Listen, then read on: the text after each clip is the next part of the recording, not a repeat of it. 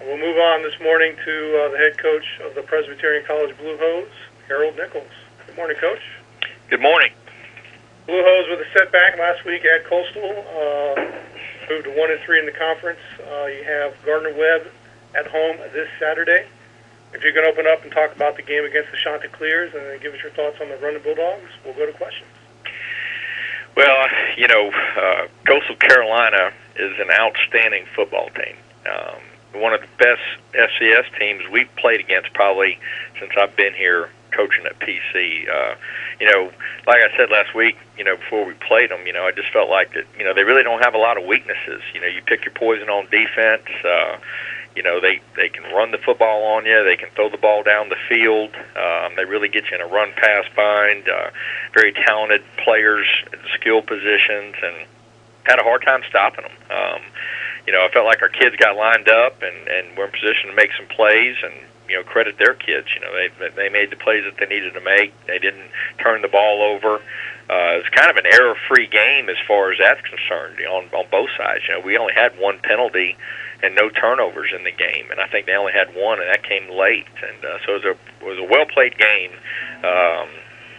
But we got beat by a better football team on Saturday, and a lot of credit goes to Coach Mobley and his staff. They've got a fine team, and we had a hard time stopping them. Had a hard time getting anything going offensively. We had three and outs right there at the beginning of the game, and missed a couple throws that I think could have kept some drives going. But like I say, they're outstanding in all three phases, and we got whooped.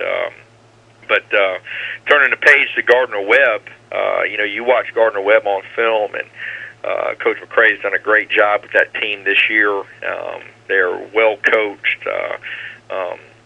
Very impressed with their defensive front. Preston Pramasa is one of the best players in our league.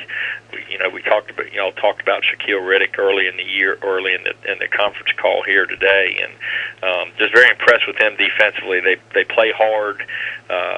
They're hard to block. So it'll be a big challenge for our offensive line if we're going to be able to try to run the ball, throw the ball on these guys, because they're very good up front, especially in the front seven. You look at him on offense, Kenny Cook, who has had a great year at wide receiver. He's one of the best in our league. We're going to have to try to identify where he's at and defend him. Impressed with their running game. I think Juan Blanc has had a great year running the football for them. They create creases and do things, formations that put you in a bind. So, we got to do a good job, playing error-free football. You got to try to, create an advantage in special teams if you can.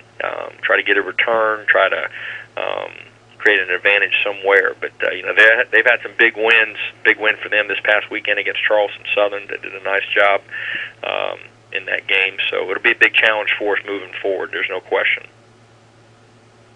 Thank you, Coach. At this time, we'll take questions for PC head coach Harold Nichols.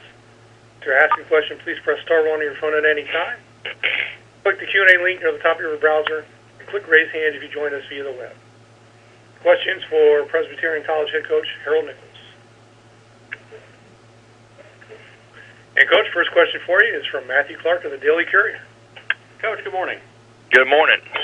I'll ask you again the same thing I asked Coach McCrae. It's the last regular season game of the year. There's obviously a lot of pride between the two programs, and that pride is kind of on the line. Talk about that pride aspect and how you may use that, this week in practice to gain additional motivation and emotion out of your team. Yeah, I think for us, it's senior day, and I think that's a special week, a special day for we'll have 12 seniors that'll be playing in their last college football game here at home, and this is a special group. You heard Coach Woods talk about his seniors, and I think every coach that's in this league has a special place in our heart for those guys that have gone through your program for 4 years and have laid it on the line for you and done everything that you've asked them to do. I think, there's some motivation there from the other players that, you want to send those guys out with a win. And it's a conference game. You know, if you got to get motivated to play in a game like this, you know, you probably shouldn't be playing college football, because this is, you know, a conference game. Gardner-Webb's got an outstanding team, had a great year, and we're playing at home. So there's a lot of things to play for and a lot of things to get excited about. And so, you know, you just try to use those things in order, you know, get across to young people that, you know, this is going to be a special day, and that they need to put their best effort forward. And Coach, to follow up on that, you know, obviously, you know, you've got senior day. Is that more of a distraction sometimes, or is it, you know, kind of like coaches, high school coaches, and homecoming? Yeah, you know, we don't look at it that way. I think, you know, our players from within, you know, I think there's banter between them as far as, you know, hey, you know, this is my last college game right here, and I want to go out with a win and have a good feeling walking off this field at the end of the day. And so it's not a distraction from that standpoint. We honor them at the beginning of the game before we get started. But, you know, as far as I'm concerned, in my experience, you know, that has not been a distraction. I think it's more of a motivation. It's an emotional pull on all those kids, and knowing that they're fixing to play their last college game and that they're going to put their best effort forward. Thanks, Coach. Thank you. Coach, I'll add to that with it being senior day. Who are some of your seniors that are closing out? I think this is your second senior class that you recruited to PC. Just talk about some of those guys making their final appearance.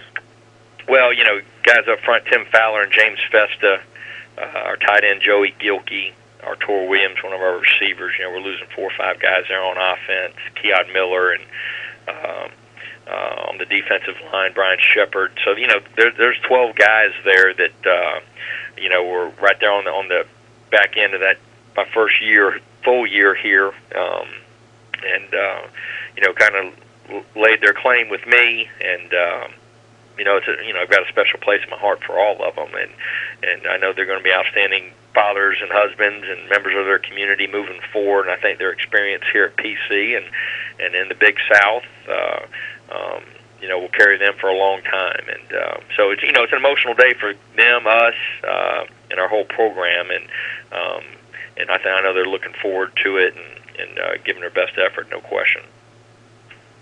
All right. Coach, that's all the questions we have for you. We'll go ahead and let you go.